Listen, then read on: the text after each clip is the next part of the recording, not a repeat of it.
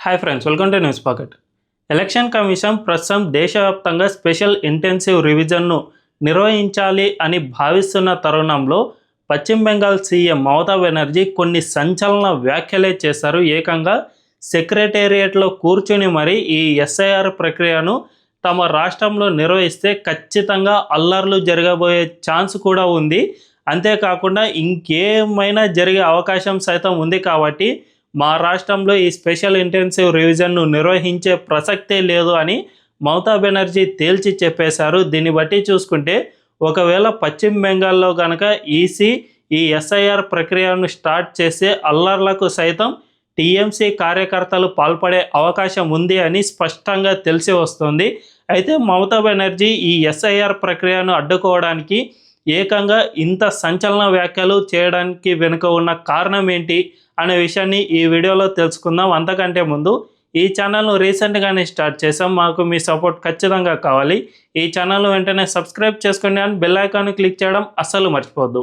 ఇక డీటెయిల్స్లోకి వెళ్తే మమతా బెనర్జీ ఈ ఎస్ఐఆర్ ప్రక్రియను వ్యతిరేకించడానికి చాలా పెద్ద కారణాలే ఉన్నాయి.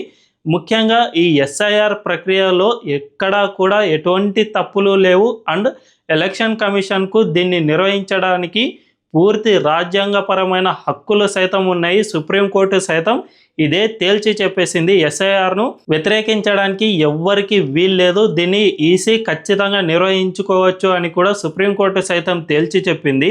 ఇటువంటి తరుణంలో ఇప్పటికే బీహార్లో సక్సెస్ఫుల్గా ఎస్ఐఆర్ ప్రక్రియను నిర్వహించింది. అంతేకాకుండా దీనికి సంబంధించి తుది ఓటర్ల జాబితాను ప్రకటించింది. 66 లక్షల ఓట్లను క్యాన్సల్ చేసినా కూడా కాంగ్రెస్ పార్టీతో పాటు ఏ పార్టీ కూడా దీనికి వ్యతిరేకంగా ఒక్క కంప్లైంట్ కూడా ఇవ్వలేదంటే ఈ ప్రక్రియ ఎంత పకడ్బందీగా జరిగి ఉంటుందో మనందరం అర్థం చేసుకోవచ్చు. సో ఎస్ఐఆర్ ప్రక్రియకు ఒకవైపు రాజ్యాంగబద్ధ హోదా ఉండటంతో పాటు మరోవైపు ఇందులో ఎటువంటి తప్పులు దొరలలేదు అని అన్ని పార్టీలు ఒప్పేసుకున్నట్లే స్పష్టంగా అర్థమవుతోంది. ఇటువంటి సమయంలో మమతా బెనర్జీ దీన్ని ఎందుకు వ్యతిరేకిస్తున్నారు అనే విషయానికి వస్తే ముఖ్యంగా పశ్చిమ బెంగాల్ అనేది ఈ అక్రమ వలసదారులకు ఒక హాట్ బెడ్గా ఉంది. బంగ్లాదేశ్కు సరిహద్దు రాష్ట్రం కావడంతో పాటు ఈ దేశానికి మధ్యలో సరైన కంచె వ్యవస్థ అస్సలు లేదు. దీన్ని పోరస్ బార్డర్ అంటారు. అంటే ఇటువైపు ఉన్న వాళ్ళు కొద్ది లోపలి వరకు బంగ్లాదేశ్లోకి ఎంటర్ అయ్యే అవకాశం ఉంది. అంతేకాకుండా బంగ్లాదేశీలు కొద్ది లోపలి వరకు మన ఇండియాలోకి కూడా ఎంటర్ కావడానికి వీలుంది. దీన్ని పోరస్ బార్డర్ అని పిలుస్తూ ఉంటారు. సో ఈ బోర్డర్ ద్వారా చాలామంది బంగ్లాదేశీయులు మన దేశంలోకి వచ్చి అక్రమంగా నివాసం ఉంటూ ఉన్నారు. వీరికి టీఎంసీ కార్యకర్తలు అధికార గణంతో కుమ్మక్కై వీరికి ఆధార్ అండ్ ఓటర్ కార్డులను కూడా జారీ చేస్తూ ఉన్నాయి. ఇవన్నీ ఫేక్ అని తెలిసినా కూడా వీళ్ళు స్వేచ్ఛగా ఓటు వేస్తూ ఉన్నారు అండ్ అక్కడ స్థిర నివాసం ఏర్పరచుకుంటూ ఉన్నారు. దీనివల్ల పశ్చిమ బెంగాల్కే కాకుండా యావత్ దేశానికి మొత్తం భద్రతకే పెను సవాల్గా మారింది. వీళ్ళు పశ్చిమ బెంగాల్లో మాత్రమే స్థిరపడకుండా అన్ని రాష్ట్రాలకు విస్తరించారు. యూపీ, గుజరాత్, అస్సాం ఇలా హైదరాబాద్తో పాటు అన్ని రాష్ట్రాలకు వీళ్ళు విస్తరించారు. దీంతో వీళ్ళ వల్ల యావత్ దేశానికి ఒక థ్రెట్గా మారుతున్న పరిస్థితి నెలకొంది. వీళ్ళు మన దేశంలోకి వచ్చి సుపారీ హత్యలు, drugs trafficking, human trafficking and targeted killing ఇలాంటివి ఎన్నో చేస్తూ ఉన్నారు. దీనివల్ల మన దేశంలో శాంతి భద్రతల సమస్యలు కూడా ఏర్పడుతూ ఉన్నాయి. అయితే ఈ అక్రమ వలసదారులకు సంబంధించి ఎందుకు ఈ విధంగా జరుగుతుంది అంటే జనరల్గా మన దేశంలో ఎవరైనా నేరం చేస్తే వాళ్ళకు సంబంధించిన వేలిముద్రలు అండ్ అతనికి సంబంధించిన చిరునామా ఇలాంటి డీటెయిల్స్ అన్నీ ప్రభుత్వం దగ్గర ఉంటాయి. కానీ ఈ అక్రమ వలసదారులకు సంబంధించిన డీటెయిల్స్ అనేవి ప్రభుత్వాల దగ్గర ఉండవు. వీళ్ళు ఇక్కడ సుపారీ కిల్లింగ్ చేసి ఒక్కసారి బంగ్లాదేశ్ బార్డర్ దాటిపోతే ఇక అతనిపై కేసు ఎట్టి పరిస్థితుల్లో నిలబడే ప్రసక్తే లేదు. అతను ఈజీగా తప్పించుకునే అవకాశం ఉంటుంది. దీనివల్ల మన శాంతి భద్రతలకు ఇది పెను విఘాతంగా మారుతుంది. అయితే పశ్చిమ బెంగాల్ సీఎం మమతా బెనర్జీకి ఇవన్నీ బాగా తెలుసు. తమ రాష్ట్రంలో శాంతి భద్రతలకు వీళ్ళు పెను సవాల్గా మారుతున్నారని తెలిసినా కూడా కేవలం ఓటు బ్యాంకు కోసం మాత్రమే వారిని కాపాడుకుంటూ వస్తూ ఉన్నారు. 2003కు ఒక్కసారి మనం వెనక్కి వెళితే అప్పట్లో కమ్యూనిస్టులు పశ్చిమ బెంగాల్ను పరిపాలించే వాళ్ళు.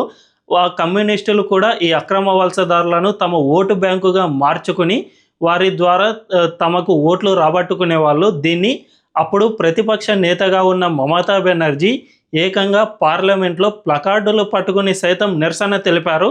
ఈ అక్రమ వలసదారుల వల్ల బెంగాల్ డెమోగ్రఫిక్ మొత్తం మారిపోతుంది, దీన్ని కేంద్ర ప్రభుత్వం వెంటనే అడ్డుకోవాలని కూడా మమతా బెనర్జీ కోరారు. అటువంటి మమతా బెనర్జీ 2011 తర్వాత అధికారంలోకి వచ్చిన తర్వాత తానే వీళ్ళందరినీ తన ఓటు బ్యాంకుగా మార్చుకుని తన పబ్బం గడుపుకుంటూ ఉన్నారు. వీళ్ళు తమ దేశానికి అండ్ రాష్ట్రానికి ముఖ్యంగా థ్రెట్ అని భావించినా కూడా కేవలం ఓటు బ్యాంకు కోసం మాత్రమే వారిని కాపాడుకుంటూ వస్తోంది. రీసెంట్గానే అసెంబ్లీలో సైతం వీళ్ళ అంశాన్ని లేవనెత్తింది. వీళ్ళను అక్రమ వలసదారులు అని చెప్పకుండా చాలా తెలివిగా బెంగాలీ మాట్లాడే వారిని యావత్ దేశవ్యాప్తంగా బీజేపీ పాలిత రాష్ట్రాలు అణగదొక్కే ప్రయత్నం చేస్తున్నాయి అని అసెంబ్లీలో నానా రచ్చ చేశారు. ముఖ్యంగా మన దేశంలో బీజేపీ పాలిత రాష్ట్రాలు ఈ అక్రమ వలసదారులను తరిమేసేందుకు చాలా గ్రౌండ్ వర్క్ చేస్తూ ఉన్నాయి. ఎక్కడికక్కడ వీరిని గుర్తించి వీళ్ళందరినీ తమ సొంత దేశానికి తిప్పి పంపించే ప్రయత్నం చేస్తూ ఉన్నాయి. కానీ పశ్చిమ బెంగాల్ రాష్ట్రానికి సంబంధించిన ఏ ఒక్క బెంగాలీని కూడా మన దేశంలో ఏ ఒక్క రాష్ట్రంలోనూ తరిమివేసిన సందర్భాలు లేవు.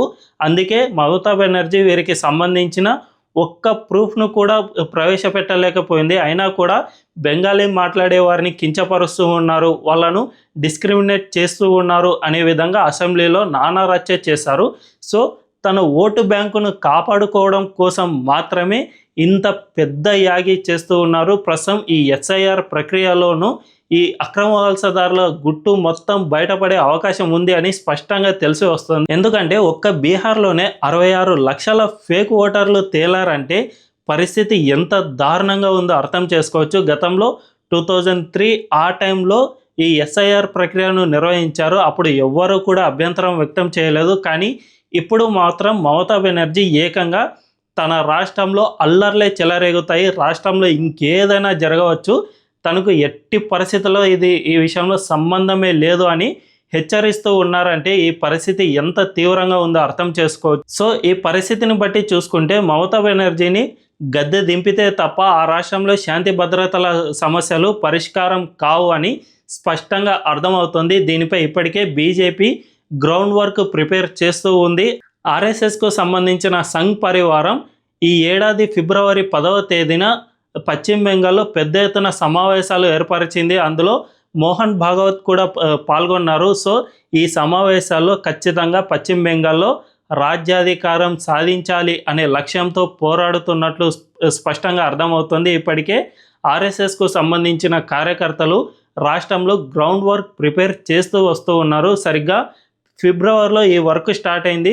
వచ్చే ఏడాది ఫిబ్రవరి ఆర్ మార్చిలో ఆ రాష్ట్రంలో ఎన్నికలు ఉన్నాయి కాబట్టి ఏడాది ముందు నుంచే ఆర్ఎస్ఎస్ గ్రౌండ్ వర్క్ స్టార్ట్ చేసింది. ఇక లాస్ట్ సెక్షన్లో బీజేపీ ఖచ్చితంగా పోరాడే అవకాశమే ఉంది. ఎందుకంటే 2021లో బీజేపీ తన కార్యకర్తలను పెద్ద ఎత్తున ఈ అల్లర్లలో కోల్పోయింది. ఈ అల్లర్లలో కూడా బంగ్లాదేశ్ నుంచి అక్రమంగా వచ్చిన వలసదారులే ఇందులో పెద్ద ఎత్తున పాల్గొన్నారు అని కూడా బీజేపీకి ఇన్పుట్స్ ఉన్నాయి. కాబట్టి ఖచ్చితంగా ఈసారి తమ కార్యకర్తలను ఈ అక్రమ వలసదారులను నుంచి కాపాడుకోవడానికి, అంతేకాకుండా దేశ భద్రతను దృష్టిలో పెట్టుకుని ఆర్ఎస్ఎస్ అండ్ బీజేపీలు కలిసి ఈ పశ్చిమ బెంగాల్లో అసెంబ్లీ ఎన్నికల్లో విజయం కోసం ఖచ్చితంగా పనిచేసే అవకాశం ఉంటుంది. అప్పుడు మమతా బెనర్జీ ఆటోమేటిక్గా గద్దె దిగిపోతారు. దీంతో పశ్చిమ బెంగాల్ నుంచే ఈ అక్రమ వలసదారులకు చెక్ పెట్టేందుకు గేట్వే నుంచే మొదలు పెట్టే అవకాశం ఉంది. ఫలితంగా దేశవ్యాప్తంగా వీరి బెడద